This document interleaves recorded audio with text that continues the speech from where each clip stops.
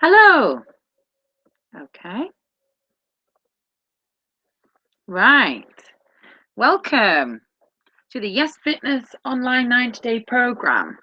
In this video, I'll be looking at happiness. Okay. So this is what we'll be covering with this video. How happy are you? We'll be looking at increasing happiness and using gratitude. How we are essentially humans, just creatures of habit. We are made up of a bundle of habits, and how you can use that to your advantage to increase your happiness or do things that you want to do. Socializing. We'll look at getting out into the fresh air and how that can help. And we'll look at giving to charity, changing your language, especially important if you are around people who you need to positively influence, i.e., kids. And we'll be looking at something called the Zorro Circle. Okay, so let's kick off. I recently read Sean Akers' The Happiness Advantage, and it is an amazing book. If you can get hold of it, I want you to read it as soon as possible. He covers 7 steps to increasing your happiness and performance at work, but you can use it with every aspect of your life, and the tips in there are very practical as well. So it's not just a philosophical approach to happiness, it's a very real and very practical approach to happiness. And the best thing about it is he's a positive psychologist, so he works in the field of psychology and how to increase happiness, or subjective wellness as is the term, the scientific term. And he he draws on a lot of different studies within the book, and some of those I'm going to talk about in this video. Okay, if you don't have chance to read his book or to listen to his book, then at least watch his TED Talk, which there is a link to on the website in the Yes Fitness area, because it's only about 20 minutes long. It may even be less than that. And he talks about various aspects of the happiness advantage. And I think there's 3 quick things you can do today, every day, to automatically give your happiness a boost. So have a read, have a look, watch the TED Talk, and start practicing. You can increase your happiness. It isn't fixed. Same as your mind. You can increase your intelligence and expand your mind. The brain is elastic, and you can have impact on it. Okay, right. Gratitude. This is one of my favorites out of the whole book.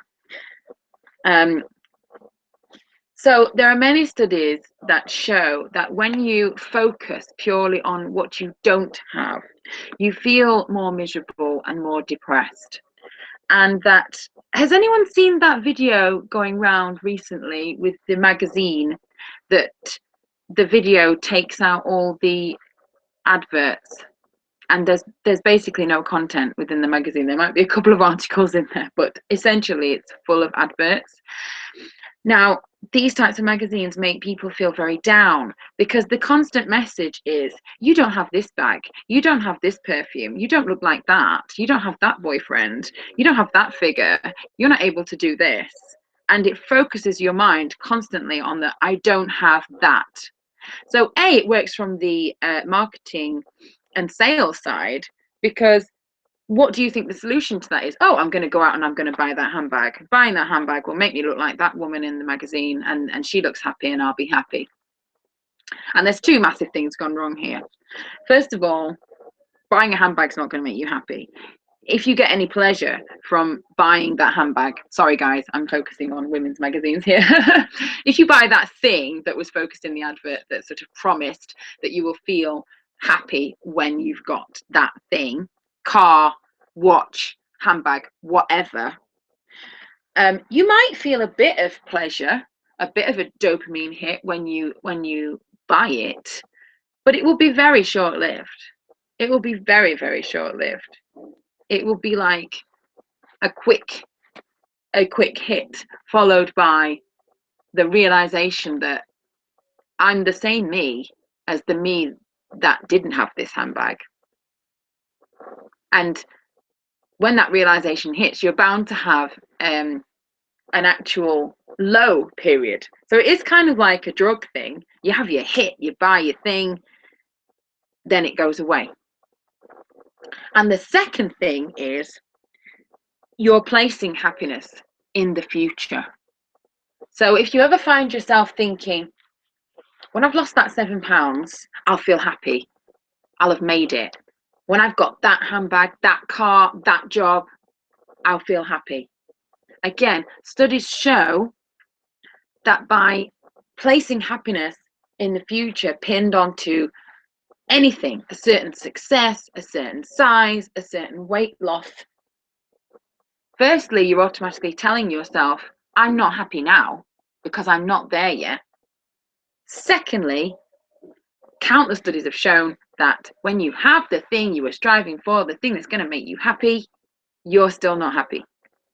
And I remember this crystal clear, struggling and miserable and depressed throughout my A levels, thinking, I just get to university, and once I get to university, I will be happy. Once I get to university, everything will click into place and I will be happy. But do you know what? It was the same individual, was the same me that went to university. So therefore, all the problems I wasn't addressing were still there.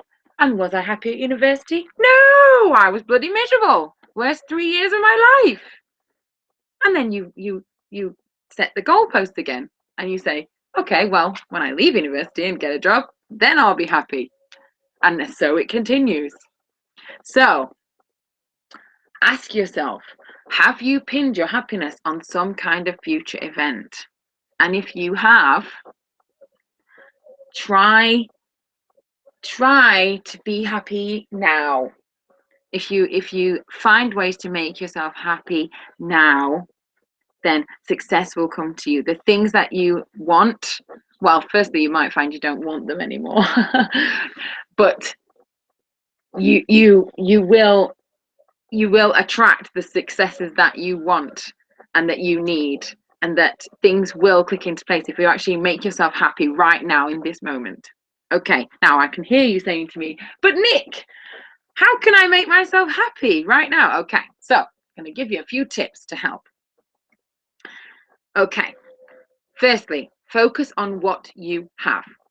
You have an abundance of stuff. I'm not talking about material possessions, but I'm talking about the basic essentials to make life not just worth living, but luxury. Every single one of you lives a life of relative luxury, okay? You've got a roof over your head for a start. You've got warm clothes. You've got food in your belly. You've got clean drinking water.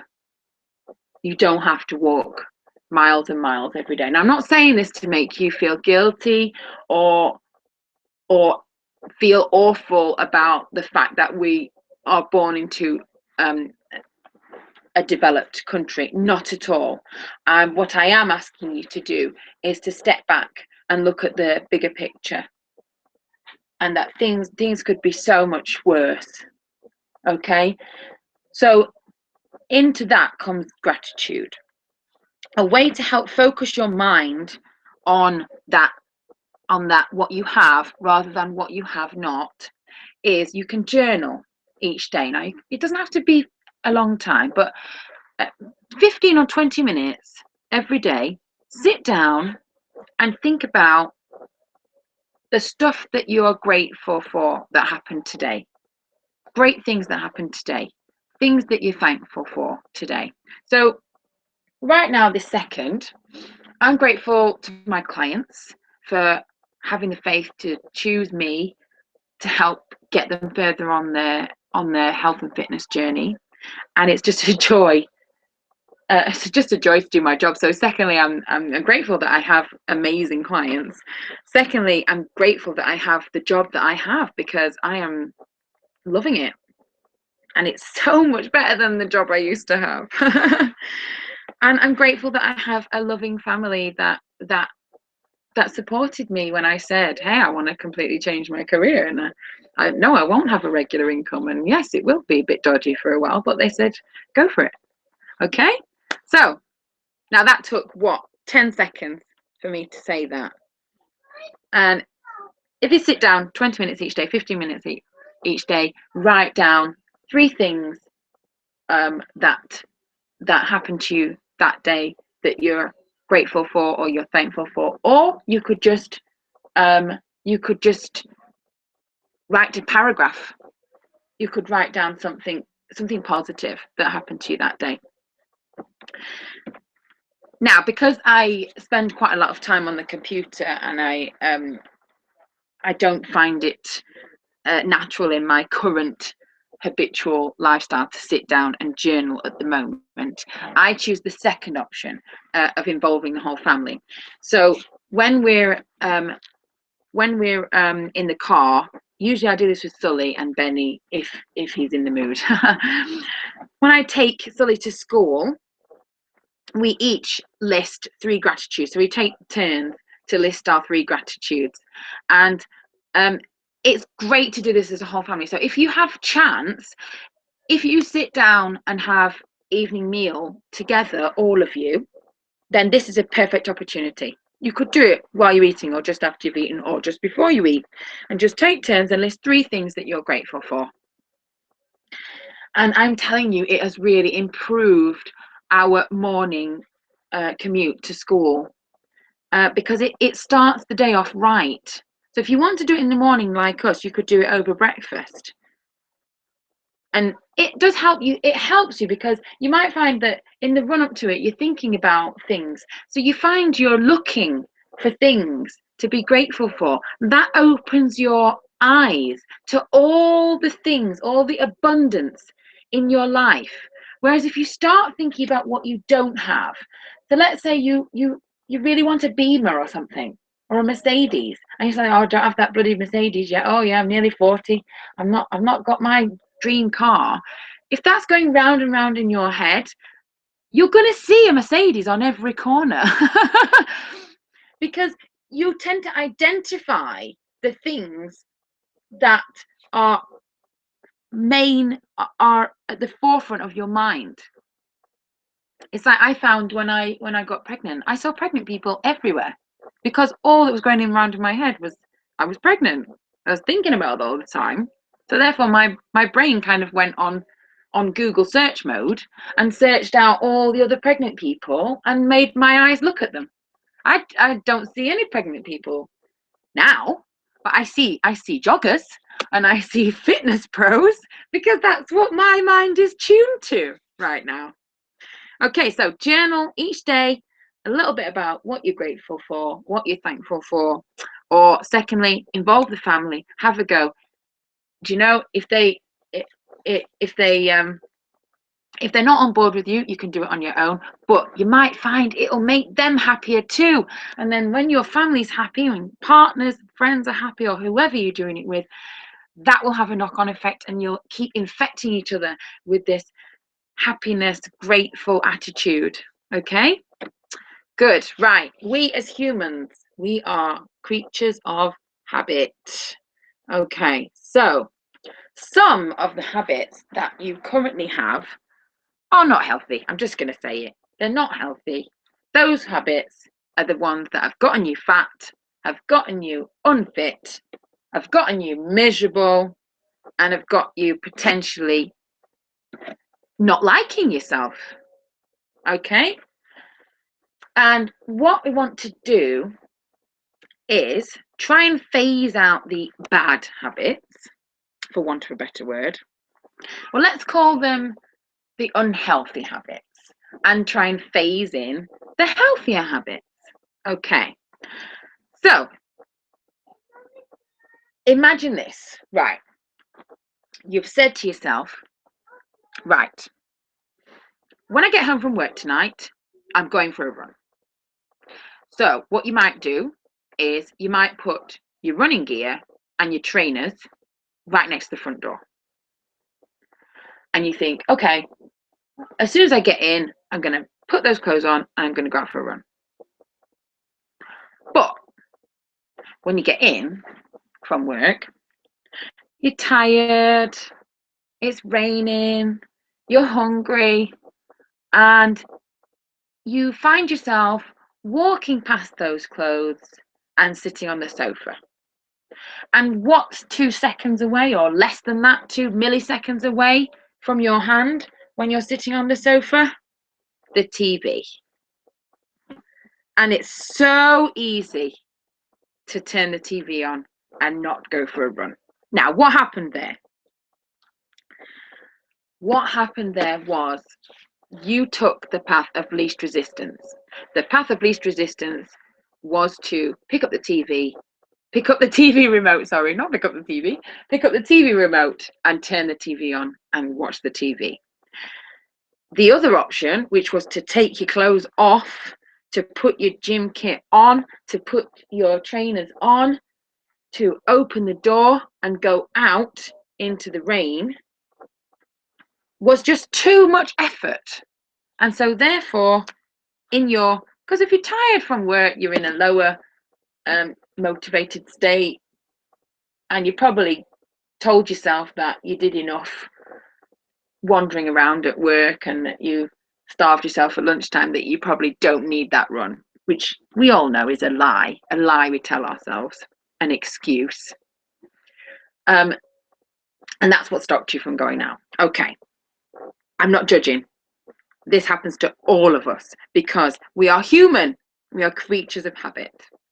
But there's a way you can break this. Okay, now Sean calls this the 20-second rule.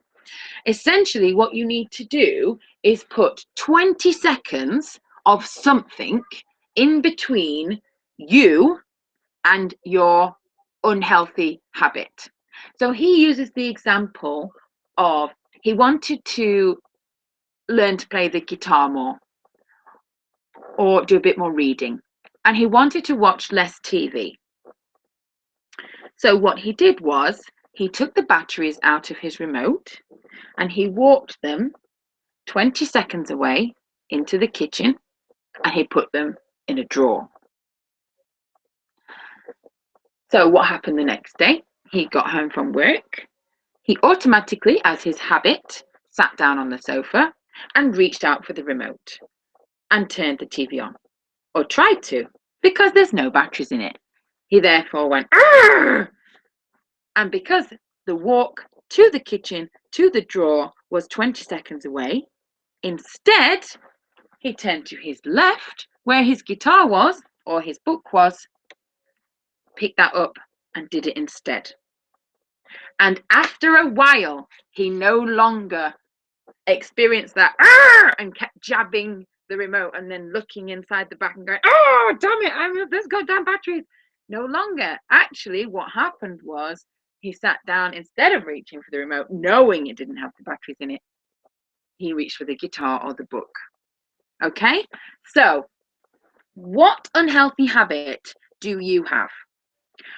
What can you put instead of it that takes 20 seconds to stop you from doing the unhealthy habit and reach for the good habit? So this could be something like going to sleep in your gym clothes and having your trainers in your bedroom next to you. Or I like to go for a wee first thing in the morning, so I could put my trainers in the bathroom and wake up in my gym clothes, go for a pee, trainers straight on downstairs. I'm already out of bed, I'm already cold.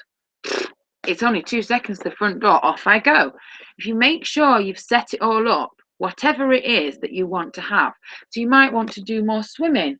You might want to make sure that you're doing your workout first thing on a Saturday or something. What can you do to make sure it's the easiest thing in the world to reach for that positive habit? And then put 20 seconds in between the other one. Okay, something to think about. Socialize. When we're not happy, we tend to think that we'll deal better by just separating ourselves from all the other humans around us, drilling down and focusing tunnel vision on the problem that will get it done. You won't. You won't. We are designed to be a tribe. We need people. Again, studies have shown that in times of crisis, the people that isolate themselves and do the tunnel vision thing, thinking that they can get through on their own, that it's some kind of weakness to reach out to other people and ask for help or share a problem, they're the ones who end up worse. Whereas the ones that reach out, it is an old adage, but it's got the ring of truth to it. A problem shared is a problem halved. If you reach out to people and spend time with them, then they can help you and they make you feel happier. We're not meant to be on our own as a single entity. We're meant to be surrounded by men, women, young, old. We're supposed to be a tribe. How many times have you heard it takes a village? It takes a village to conquer problems. So, now, as someone who suffered from depression for so many years, I understand that when I start going down into the spiral, and I want to be alone, I want to be alone and I want to wallow and I want to think about all the things that make me depressed and I want to go through them all. I want to relive it all. I mean, I don't want to, I suppose, but I do. There's that part of me that depressed part of my brain that takes over, that doesn't want me to be happy or doesn't really care. Maybe the depression is my comfort zone and it doesn't like me out of it because it doesn't know what's going on out there. Now, when this happens, in the past, I have cancelled dinners and events and stuff like that, and I've lost friends over it, and I've regretted it. I've always regretted it. So I would say, if you can feel yourself going down that hole, that dark hole, resist the urge to deal with everything on your own and go out there and spend time with people. Make real world connections. And if you can buddy up with someone who understands depression, even better. If you feel that your unhappiness has gone that far and that you feel depressed, you can reach out and you can just say to them, I'm depressed today. I'm not doing so well today.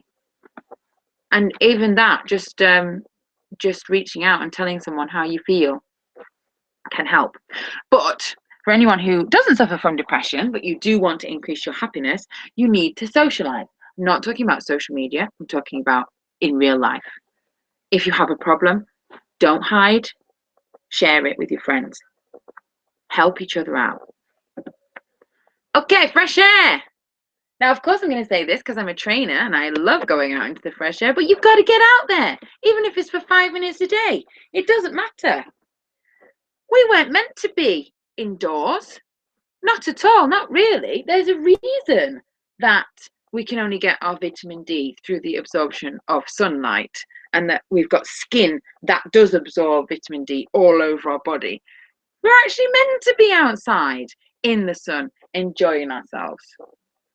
So if you can find time, even if it's just 5 minutes a day, stood outside your back door, drinking a coffee or tea or whatever, 5 minutes just to absorb some fresh air. It will help you. Will help you feel happier. The Romany solution to depression was to climb a hill or a mountain, because when you're up high, you can look down and your problem seems small. Now, this is good fun. I always like this. Firstly, you're getting out there and you're working out, because it takes energy and effort to climb a big hill or a mountain. So automatically your natural antidepressants are kicking in, your endorphins, the blood's flowing, stuff like that. And secondly, when you're up high, it actually allows you to see the bigger picture, and you can remind yourself, I do have a roof over my head. I have friends and loved ones. I have food in my tummy. I'm not going to have to walk 10 miles to get clean water tonight. If you can, try to exercise outdoors. So this doesn't have to be, sign up for a marathon or anything like that. It can be 20 minutes brisk walk or a light jog. choose something you like.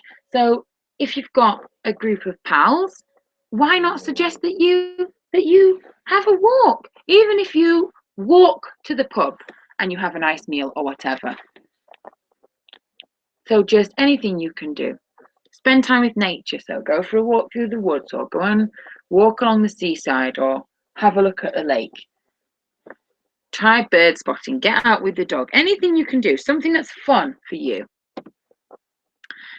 Charity. Okay, now I'm not saying that you need to sign up to one of those monthly plans, or that you should give up all your worldly possessions and donate everything to charity. Not at all.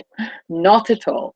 But what I am saying is that there was this study where they gave a certain amount of people some money, and half of them, they told them to spend it on themselves. The other half, they told them to spend it on other people. So they bought someone a gift, or they gave to charity, something like that. Now, the study showed that the ones who spent it on themselves came back unhappy, that they got less pleasure from spending it on themselves than the ones who gave to others. So it's totally proven that gift giving, or giving to charity, or doing something for someone else makes you happy. So is there something you can do? It could be anything. Maybe it's just like getting the elderly neighbour's bin back in. Stuff like that, that costs you nothing. That you're already out there taking your own wheelie bin in. Why not take his in as well? Especially as he can't cross the road, stuff like that. Also, now this one I'm really loving, because for Christmas I got a zombie infection experience, which I am terrified about, but also can't wait to do in equal measure. Again, this is covered in Sean Akers' Happiness Advantage book, that experiences rather than possessions have more value to people. So probably, let me think, the best Christmas ever in our house was the year we got a Sega Mega Drive. And it was between myself and my sister. And that was the only gift we got that year, because obviously it's pretty expensive at the time in 1990. But we were so happy. Now, thinking back, I remember less opening the gift and realizing it was a Sega Mega Drive than I remember and value the hours and hours that me and my sister spent playing Sonic, and the hours and hours me and my dad spent playing FIFA. I think it was FIFA 90.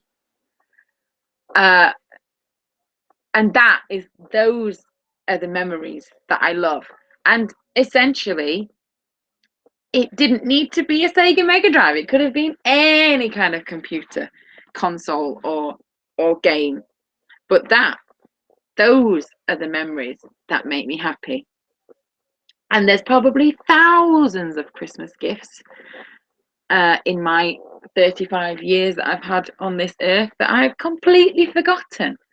But I can tell you about funny stories of us being round the table at Christmas, and who we saw and what we did at New Year's and stuff like that. So try to focus on experiences and spending time with people, rather than, again, it goes back to your haves and have-nots. Okay. What you say has an impact on yourself as well as the people around you. So do you find yourself saying things like, I'm just not like that, or I'm not the thinking type, I'm not good with maths, I'm not very coordinated, I'm just not very good with academics, or something? Your brain hears that and it takes it on board and thinks it's gospel. And half the time, well, majority of the time, when you pick it apart, you might actually find that it's not true. It's not true. So,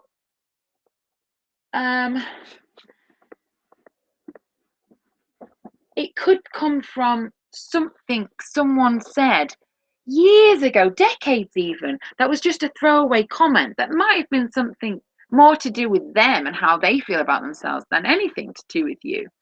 I'm thinking about the example in Dr. Maxwell Maltz's book, Psycho-Cybernetics, which is another great book that's fantastic, really good for personal development. So I think there was a housewife who came to him, and she avoided religiously doing anything with her hands. So she didn't like cooking, she didn't do any crafts, she basically avoided it. And once he drilled down to what was actually going on in her head, it turned out that when she was a little girl, she played the piano. And it was actually a dream of hers to become a concert pianist. And one day when she was practicing, she overheard her parents say something along the lines of, well, she's very clumsy with her hands. She'll never be a pianist. And her brain took that as gospel, as pure fact, and basically taught her to avoid doing anything with her hands because she had this mistaken belief that she was clumsy with her hands, and that has a massive impact on her. So that one overheard snippet of conversation from her parents prevented her from even trying for her dreams, because shortly after that she stopped playing the piano. She never realized her dream of becoming a concert pianist because she believed them. So things said to you by a person in authority, a parent, a teacher, can have a massive impact on you. I mean, was there a teacher or a parent that said something to you a long time ago that you've been holding in your mind as gospel and actually repeating to yourself as fact, and you're telling yourself constantly, well, I'm just not good at that, I'm not good at that, and you're believing it? And it could be just completely made up. It might not be true at all. Likewise, what you say has impact. So your mind doesn't really listen to negatives. So the second you say to someone, don't look, they automatically look, because the brain skipped over the don't part and heard look. And so you looked. So can you take the word don't out of your language? I'm trying this right now. It's very hard. It's very hard. Especially with like hot food, you want to say don't touch is hot. But I find just stating this dish is hot is enough, and I found the kids don't reach for it. But the second you say don't touch it, they instinctively go towards it. Okay, so what can you change about your language? Is there anything you've been telling yourself? Spend the next few days listening to your inner monologue and see if you can catch whether there are any of those throwaway comments that maybe you've not even heard before because it's like background noise. Things like, well, I'm not very good at that. And you ask yourself, is that true? And can you come up with any examples to counteract that? Because you can break that thought. And ask yourself, who's it coming from? Is that actually coming from you? Is that coming from a factual thing? Have you got some kind of certificate that says, right, so-and-so is not coordinated at all, must never try any kind of dance or opposite arm leggy thing ever? No, of course not. Right, the Zorro circle. Okay, this is great. This is great. This comes back to the what can you control, what can't you control. So, anyone seen The Mask of Zorro? He learns at first to only fight in a very small circle. That's drawn around him. And when he's mastered that circle, then he can start to expand the circle. Okay? So, when you look at your list of things that you can control, can you draw a little circle around the first thing that you want to focus on and just focus on that first? When you've mastered your Zorro circle, then you can expand. The perfect example, the study that Sean talks about in his book is, I can't remember which city it is, but they had a lot of graffiti and stuff in the subway and broken windows. Some kind of study that said that broken windows lead to graffiti, and graffiti leads to more muggings, and muggings lead to rapes and murders. So it sounds really ridiculous to say, okay, you've got this massive city and you're going to spend your time focusing on cleaning up the graffiti and fixing all the windows, which is what this one city said they would do. But actually, it worked. That by starting in a very small way, cleaning up the graffiti, fixing the windows, that it bloomed outwards and had this positive expanding effect, that people didn't come back and re-graffiti over it or re-smash the windows or hide behind and mug people, because it was almost like a pride thing. So what can you draw a circle around? What can you start to fix? And then once you've done it, be aware and have a look at how you can expand your circle or how it works. I don't know if you like to-do lists. I love my lists. But if I let myself, I could sit down and write lists forever, and it would have millions and millions and millions of tasks on it. I don't allow myself to do that because A, it would be a waste of time and just be falling into procrastination land. B, I would never ever get anything ticked off, so therefore I would never feel that lovely buzz I feel when I do tick stuff off. So again, it could be about looking at your to-do list of 1 million or looking at it in your head and just picking one or two. If you have a to-do list of 1 million and you tick 1,000 things off, you've not achieved anything. If you have a list of 1 every day and you do that one task that's on your list that day, you've achieved 100%. So just thinking about that, the idea that, oh, I've got 2 things on my to-do list today and I've ticked them both off, 100% success. If I put 10 things on that list and I tick 2 things off, I've got, 20% success. So I don't feel as good. So little things, little adjustments that you can do to increase your happiness. Okay, and that's it from me. If you have any comments or questions about this module, please let me know in the group, or comment on the online fitness community, or you can text me if you don't want to make it public. All right, thank you very much. Bye-bye.